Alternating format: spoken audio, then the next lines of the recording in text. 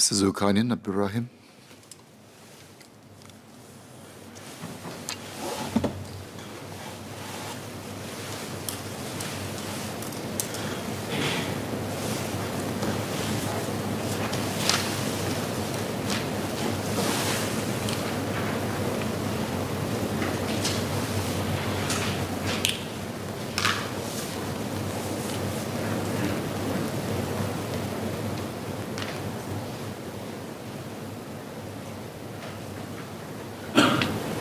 Mr. Speaker, sir, I declare that I am a practicing lawyer, though my practice is not primarily within the matrimonial arena. I do stand in support of this bill and welcome the amendments to better support our children and families undergoing divorce proceedings in our family justice system. My speech will be focused on two areas. First, children and family support programs, and second, child access orders.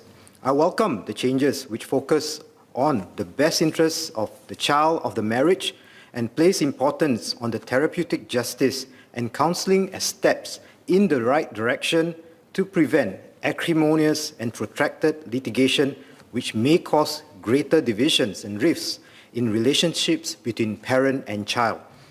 The children and family support programs, including counseling, that are envisaged in these amendments would assist with the emotional aspects of dealing with the outcome of orders, particularly in cases involving the relocation of a child. However, this is something that is not unfamiliar or new within the family justice system, and I draw the experience and lessons from the administration of Muslim Law Act amendments back in 2017 and the practice of the Sharia Court in this regard. In Malaysia, please. Pada awal tahun 2017, Kementerian Kebudayaan Masyarakat dan Belia MCCY telah mendapatkan maklum balas orang ramai mengenai pindaan pada Undang-Undang Pentadbiran Undang-Undang Islam (AMLA). Pelbagai badan masyarakat memberikan pendapat dan saranan mereka termasuk AMP yang melalui RIMA mengadakan perbincangan kumpulan fokus FGD untuk mengumpulkan maklum balas di kalangan pelbagai pihak berkepentingan dan pihak-pihak yang berkenaan. Saya sendiri terlibat dalam hal ini.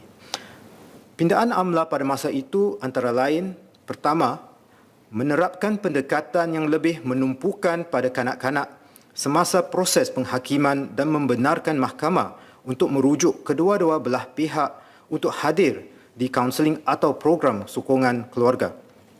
Kedua, menghendaki pihak yang bercerai untuk menghadiri kaunseling atau sebarang aktiviti tertentu yang lain sebelum memulakan prosiding perceraian.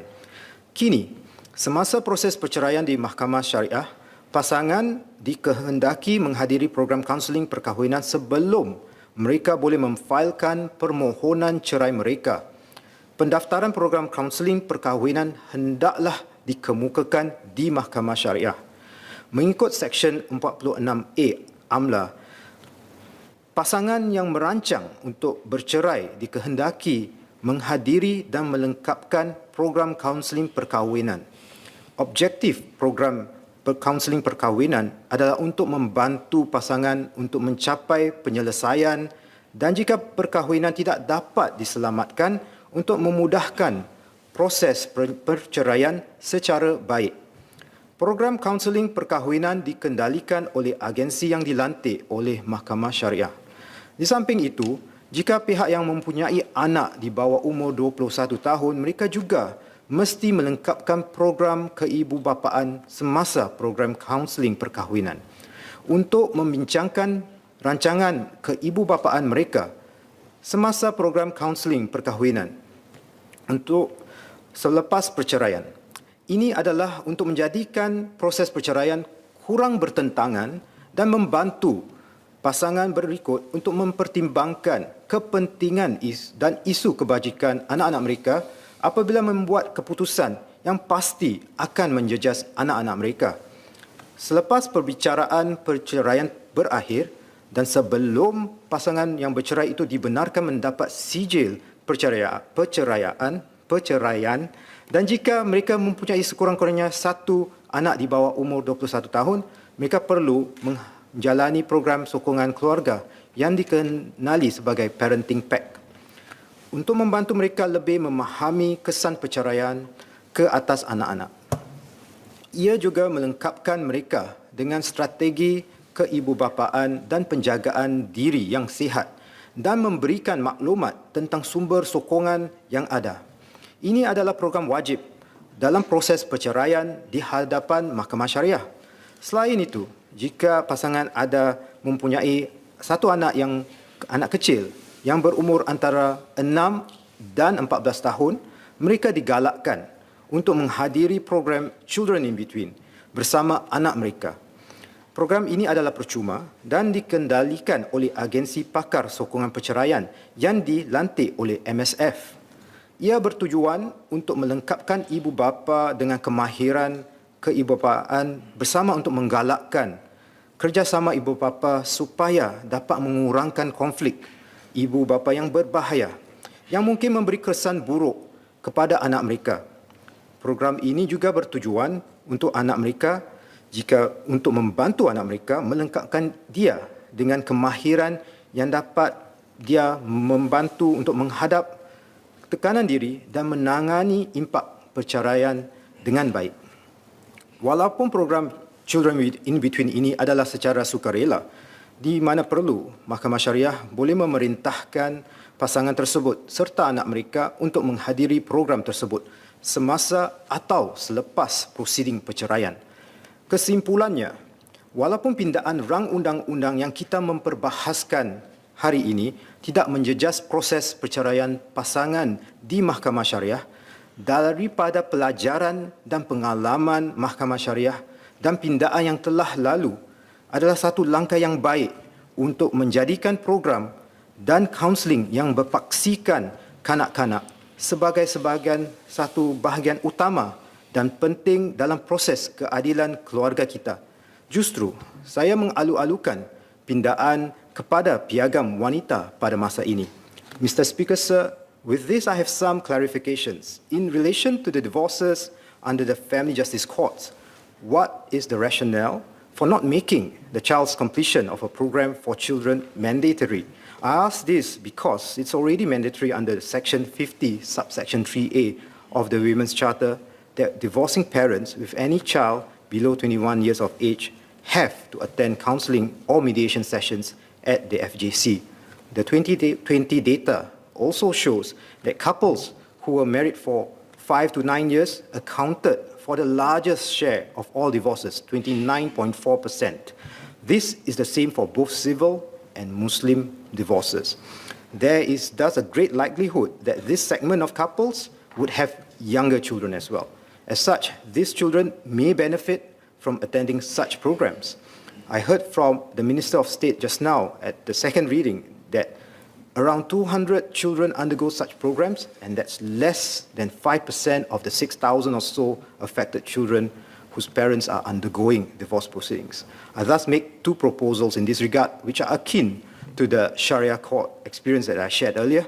First, perhaps counseling and attendance of program for children should be made mandatory, either before the commencement of FJC proceedings or before the final judgment or divorce certificate can be issued or collected. This may nip in the bud any acrimonious or protracted divorce litigation which may be detrimental to children.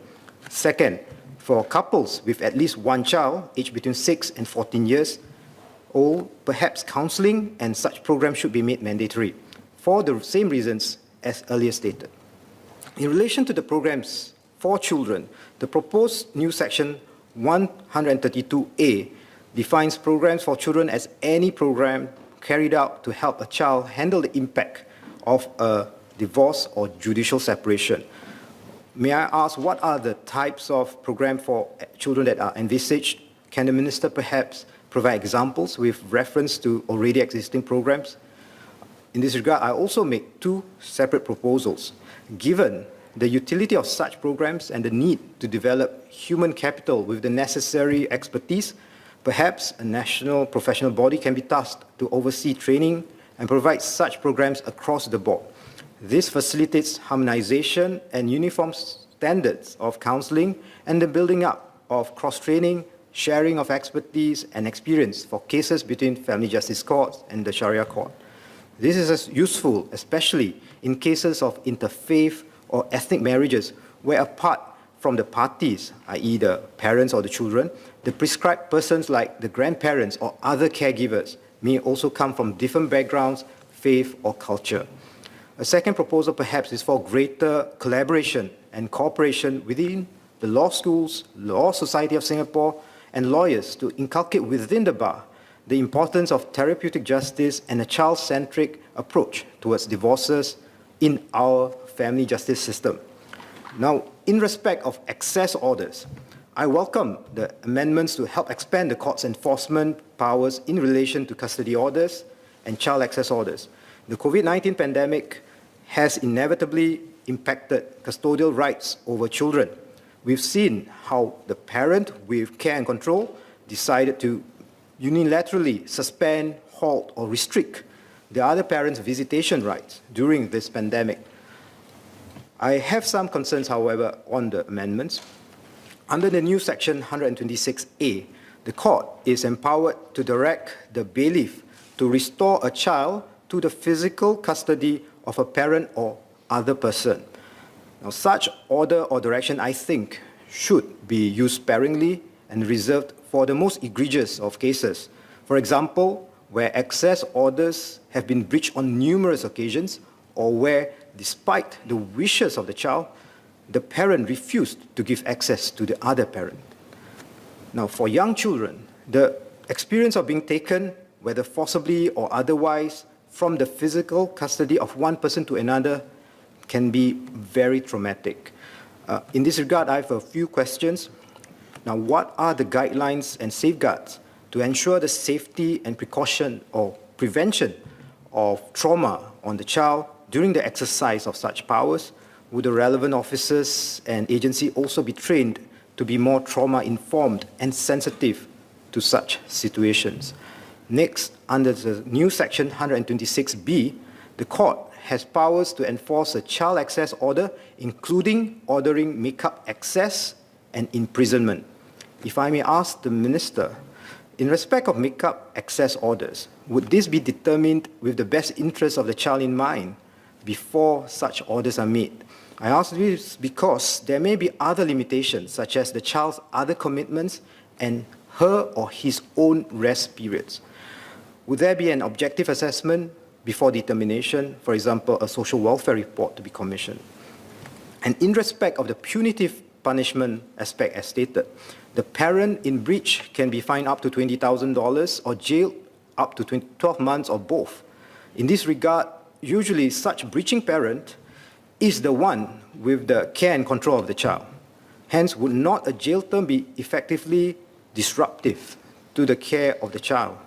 In such instance, who would take care of the child? And who would effectively have care and control then? Would it be better to empower the courts to order a variation of the care and control order, i.e. a reversal of the care and control instead of a jail term?